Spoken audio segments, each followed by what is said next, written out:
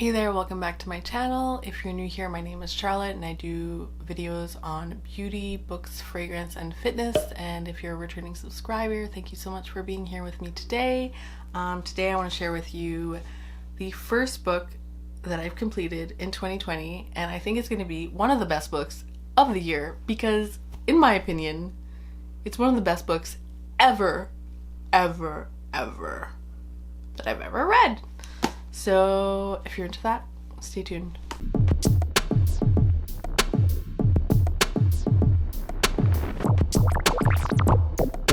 I just finished this yesterday, and it is written by Kate Elizabeth Russell. It's called My Dark Vanessa, the novel. And this, like, where do I start? This is amazing. This is groundbreaking to me. This is everything I've wanted to read for a long time. This is what I would have wanted to read when I was a teenager as well. I'm just going to tell you the little snippet here. It says, exploring the psychological dynamics of the relationship between a precocious yet naive teenage girl and her magnetic and manipulative teacher. A brilliant, all-consuming read that marks the explosive debut of an extraordinary new writer.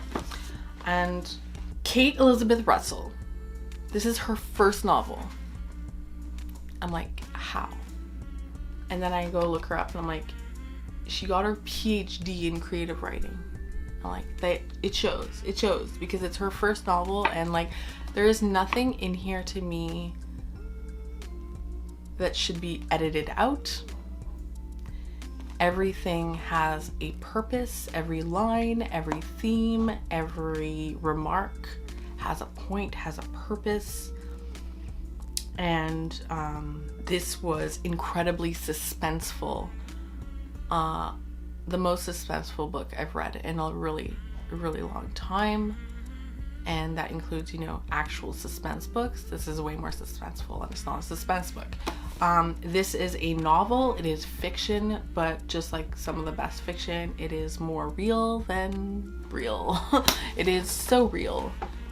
It is truer than true.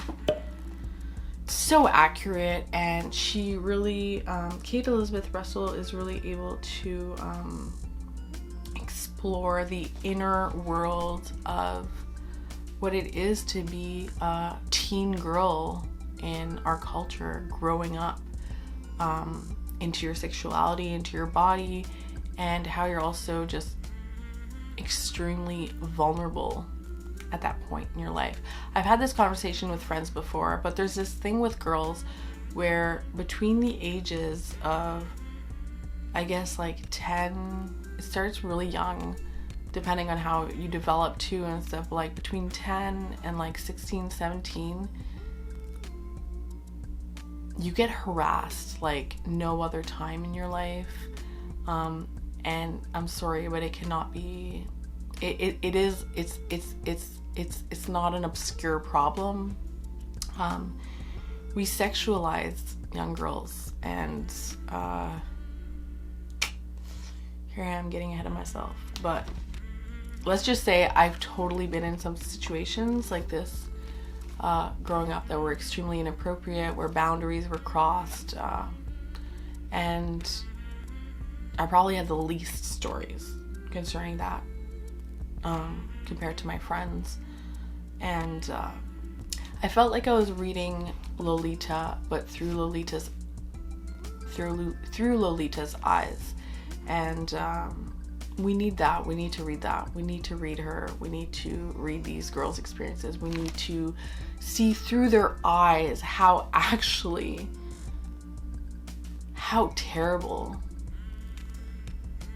we are and how we fail them. And I just think she does it in such a brilliant way in this novel. She's not telling you what to think. She's not trying to convince you of something. She's just so brutally honest. It's just the innocence and the naivete and the fragility of this teen girl juxtaposed with the predatoriness of her teacher, and then the way our system and the way we all protect the predator. This is not the first time I encounter this. Actually, two really good books I read last year. This reminded me a lot of these two other books, but this just brings it further, and it's just a lot more. This is just like a must read to me. But the other two books I had was Three Women by Lisa Taddeo, and one of those stories is concerning a very similar story of an affair between a student and her teacher, and again, all the predatoriness of the relationship, the shame, the way that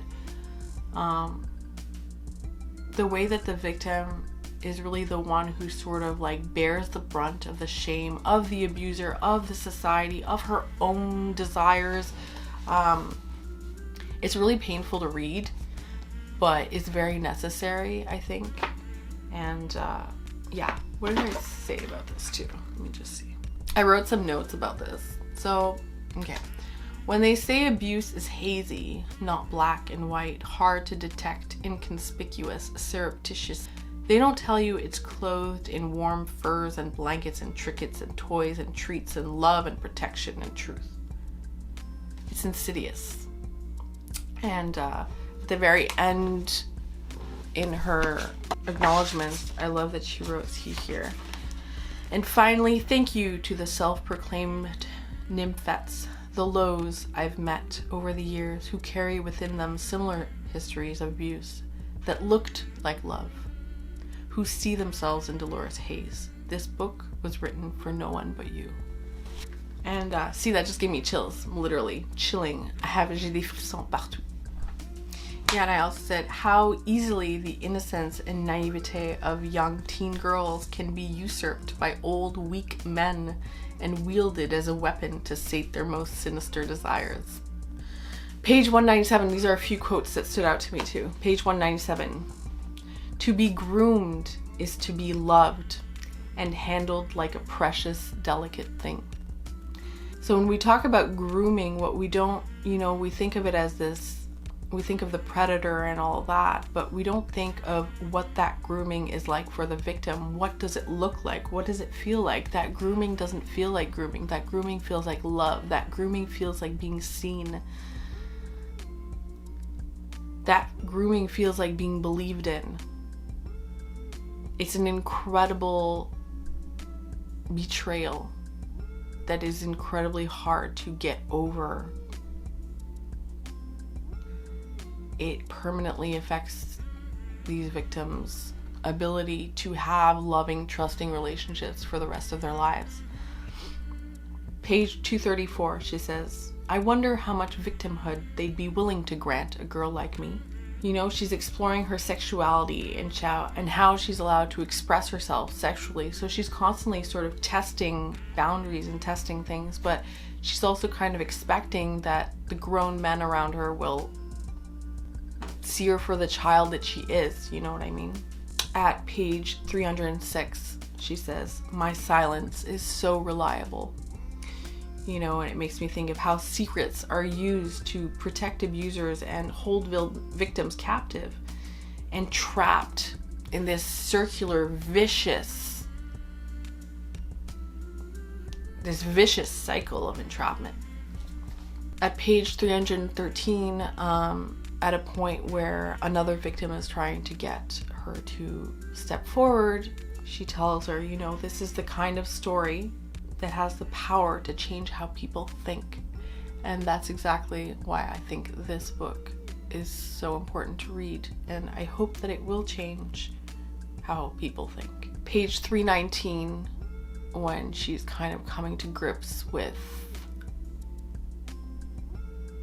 what this really is, because for the longest time she doesn't want to believe that this is abuse. I can't lose the thing I've held on to for so long, I just really need it to be a love story, I really need it to be that, because if it isn't a love story, then what is it? It's my life. This has been my whole life. I'm sad. I'm so sad. Some more quotes that I really like. Page 321. He relies on me to always have something to say about the stories of obsessive women and monstrous men. Again, on page 321. Maybe that's what this has always been about. Not wanting these men, but wanting to be them. 322. I picked different, these are different parts of the page. It's all in my head. I'm depraved. I misinterpret innocent favoritism as sexual interest. But then again, it doesn't feel normal, not in my body. And my body knows, even if my mind gets confused. This book asks a lot of really important questions, I think. It looks at what is consent, and it asks this consent question over and over again at different points in the novel. And it does not give you a clear answer. It is for us to contend with that. What is consent? What does it look like? What is innocent? What is evil? This makes me recall The Banality of Evil by Hannah Arendt.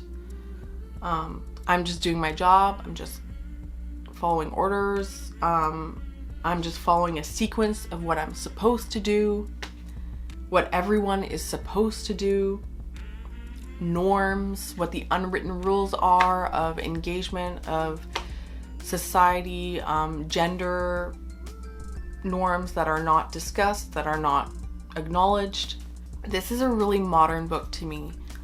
This takes the Me Too movement way farther. I like this novel because it's confronting, and it will make you confront these issues for yourself in your life. Yeah, thank you so much for watching. I hope that you will subscribe to my channel if you're interested in hearing more about my thoughts about books. If you enjoyed this video, I hope that you will like it, and I'd love to know if you've read this book, if you're interested in reading it, and what you're reading at the moment too. What are you reading, and what's the last really good book you read? Thank you so much for watching. Until next time, please take care of yourself.